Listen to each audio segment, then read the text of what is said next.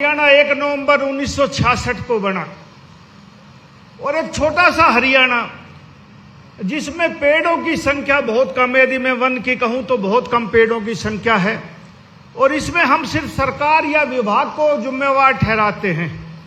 जब तक आम आदमी की भागीदारी नहीं होगी तब तक पेड़ सुरक्षित नहीं रह सकते। हरियाणा तरक्की वाला से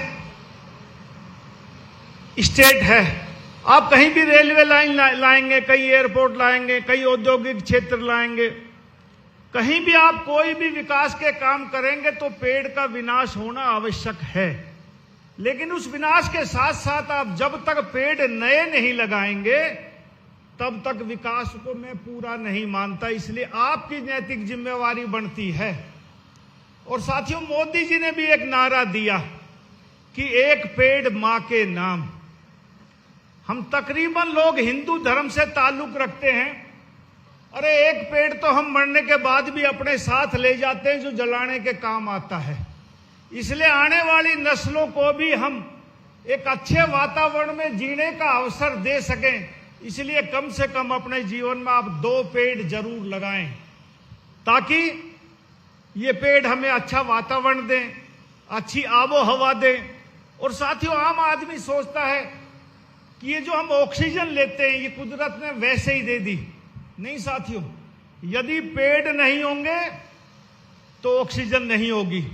आप लोग ऑक्सीजन की कीमत नहीं समझते, लेकिन एक ऐसा दौर आया था जब हिंदुस्तान और दुनिया के लोग ऑक्सीजन के लिए तरसते रहे। जो कोरोना को याद करो साथियों, एक सिलेंडर 25-25, 30-30 हजार में उपलब्ध नहीं होता था। कई जगह तो पैसे लेकर लोग खाली सिलेंडर देते, बहुत लोगों की मृत्यु हुई।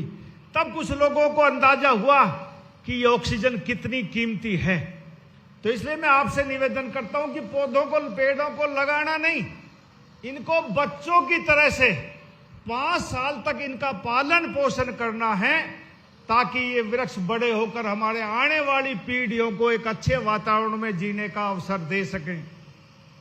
साथियों, ये ठीक कहा मेरे से पहले। मैं तो चुनाव के वक्त में भी कहा करता हूं कि जिस इलाके से मैं एमएलए बन के आता हूं वो हरियाणा का मेन जिला है गुड़गांव जिला, और सबसे ज्यादा प्रदूषित भी वो जिला है हरियाणा में। यदि बारिश के मौसम को मैं छोड़ दूं तो 200 से ऊपर 400 और 500 तक AQI आता है। और साथियों, आप कभी विदेश में जाएंगे, आप अपने इसमें हर मोबाइल में वेदर का होगा AQI देखिए। लंदन और विदेश में किसी देश का देखिए आप, तो लंदन का आप देखोगे 2 या 3 AQI पाएगा, 10 में रेड दिख जाता है। हमारे यहाँ 10 तो कभी कोरोना में भी नहीं आया।